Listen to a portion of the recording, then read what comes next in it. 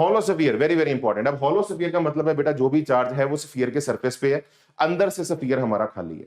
तो hollow sphere की वजह से इलेक्ट्रिक फील्ड के ग्राफ बड़े फेमस हैं।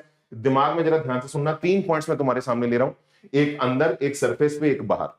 जो हमारा अंदर वाला पॉइंट है सेंटर से डिस्टेंस स्मॉल आर है, सरफेस वाले का तो लॉजिकल है कैपिटल आर है, और जो पॉइंट हमारा बाहर है उसका सेंटर से डिस्टेंस स्मॉल आर डैश है। अब जरा ध्यान से सुनना, अगर मैं आउटसाइड पॉइंट्स की बात करूं, मतलब तुम यहां पे हो या तुम यहां पे हो, ये हॉलो स्फीयर एक पॉइंट चार्ज की तरह बिहेव करता है सिमेट्रिकली। मतलब ऐसा लगता है कि सारा चार्ज सेंटर पे पड़ा है, तो फील्ड की वैल्यू अगर आप यहां पे देखोगे, सेंटर से आर डैश डिस्टेंस है तो फील्ड की वैल्यू होगी k q by r dash square, k q by r square, बिल्कुल पॉइंट चार्ज वाली। और ऐसी सरफेस पे अगर देखोगे तो के क्यू बाय आर स्क्वायर।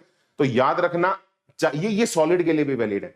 अगर हम हॉलो स्फीयर या सॉलिड स्फीयर लें, आउटसाइड पॉइंट्स का माहौल सेम है, it behaves like point charge. और हां, अंदर फील्ड जो होती है शेल के वो जीरो होती है, और इसे बेटा हम शेल थ्योरम भी कहते हैं। Electric field inside shell is zero, और इसी को हम शेल थ्योरम भी बोलते हैं। इसका ग्राफ भी बेटा बड़ा फेमस है, अंदर फील्ड जीरो और बाहर जो फील्ड है वो 1/r स्क्वायर के हिसाब से मेरे टमाटरों आपकी डिके करती है। Yes sir. अब ऐसे ही नॉन कंडक्टिंग शेल को जरा ध्यान से सुनना।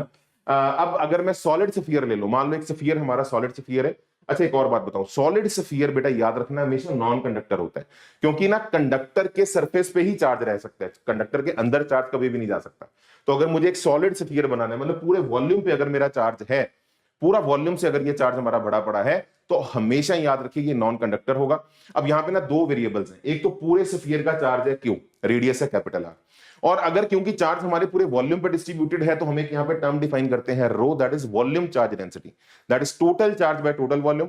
Total charge capital Q, total volume हमारा 4π/3 कैपिटल आर क्यू। तो टोटल चार्ज हमारा कैपिटल क्यू है और टोटल हमारा जो वॉल्यूम है वो है 4π/3 कैपिटल आर क्यूब। तो क्यू अपॉन 4π/3 आर क्यूब मेरा बन जाएगा वॉल्यूम चार्ज डेंसिटी रो बच्चों।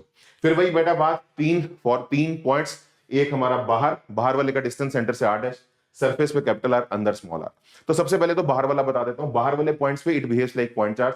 ऐसा लगेगा जो भी फील्ड है एक पॉइंट चार्ज की वजह से है, तो सेंटर पे सारा चार्ज कॉन्सेंट्रेट कर लो, तो आर डैश डिस्टेंस पे जो फील्ड होगी वो होगी k q by r dash square, और यहां पे होगी k q by r square. और यहां पे अगर अंदर वाले पॉइंट की बेटा बात करें तो अंदर वाले पॉइंट पे जो इलेक्ट्रिक फील्ड होगी अब आर के प्रोपोर्शनल होगी। हॉलो में जीरो थी, यहां पे नॉन जीरो है, वैल्यू है k q by r cube into विनेसर स्मॉल आर। ठीक है जी। इनफैक्ट इलेक्ट्रिक फील्ड इनसाइड इस बार जो है वो स्मॉल आर के प्रोपोर्शनल है। और फॉर्मूला याद रखो, बड़ा इंपॉर्टेंट है मेरे बच्चों, ये सीधा पेपर के अंदर पूछा जाता है, k q by capital r cube into small r. और अगर आप यहां पे Q को एलिमिनेट कर दो रो की टर्म्स में, Q को एलिमिनेट कर दो रो की टर्म्स में, तो रो आर बाय 3 एप्सिलॉन नॉट। ये फॉर्मूला भी आपका बहुत ज्यादा फेमस है। ग्राफ आपके सामने है, अंदर प्रोपोर्शनल टू आर है, बाहर जो है बेटा वो आपकी 1/r स्क्वायर के हिसाब से फील्ड आपकी मेरे टमाटरों डिके करेगी।